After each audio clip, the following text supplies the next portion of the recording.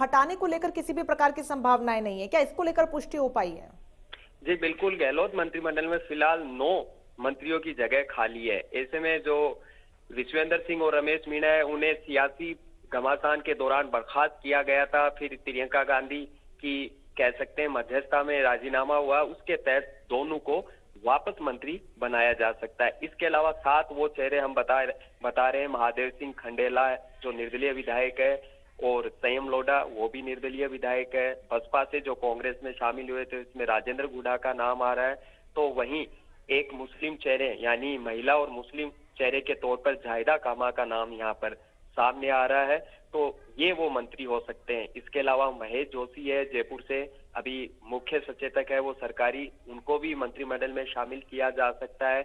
दलित चेहरे के तौर पर परशुराम मौर्य है, उनको भी मंत्री बनाया जा सकता है। ये 7-8 नाम वो हम मजबूत सूत्रों के आधार पर बता रहे हैं कि जिन्हें गहलोत मंत्रिमंडल में शामिल किया जा सकता है। जिस तरह की नाराजगी नहीं हो, किसी तरह की गुटबाजी नहीं हो, तो एक फार्मूला ये सामने निकल कर आ रहा है कि किसी भी मंत्री को ड्रॉप नहीं किया जाएगा जो मंत्रिमंडल में अभी बरकरार है, यानी किसी को हटाया नहीं जाएगा।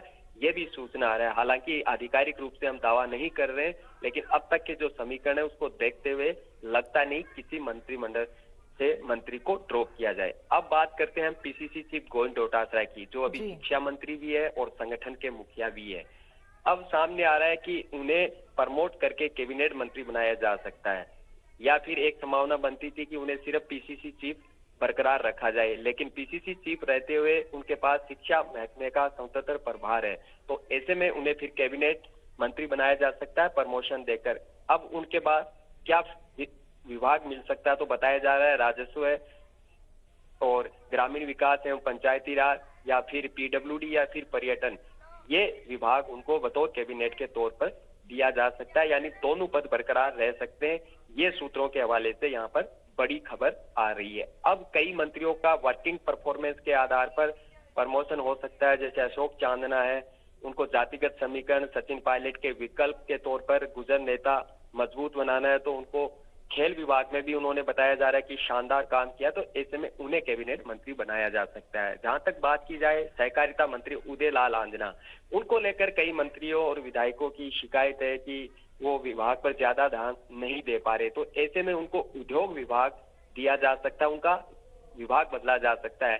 पहले प्रसादी लाल मीणा जब सीएम अशोक गहलोत थे तो सहकारिता विभाग का जिम्मा संभाल चुके हैं, और बताया जा रहे हैं कि वो खुद भी इच्छुक है कि उन्हें सहकारिता विभाग दिया जाए, क्योंकि उद्योग में ज्यादा कुछ करने को है नहीं। रिको जो है खुद सीएम अशोक गहलोत के पास है, तो उनका वहाँ बता रहे हैं कि मन भी नहीं लग रहा। इस तरह कई बातें उन्होंने सीएम को बताई है। ये फेरबदल विभागों में हो सकता है। हालांकि कुछ और मंत्री है, बताया जा रहा है कि ट्रांसपोर्ट मंत्री का विभाग बदला जा सकता है।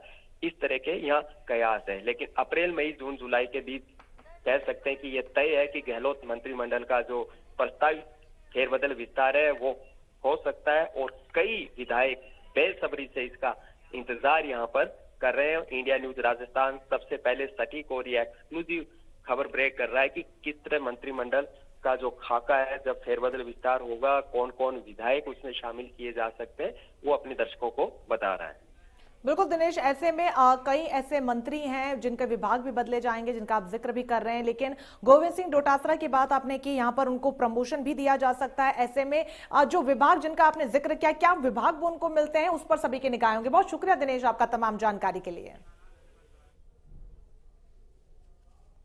तो अप्रैल से जुलाई के बीच गहलोत मंत्रिमंडल का फेरबदल और विस्तार संभवतः संभव है। विश्वेंद्र सिंह और रमेश मीणा एक बार फिर से मंत्री बन सकते हैं। इसके अलावा परशुराम मौर्य, जाहिदा खान भी मंत्री बन सकते हैं।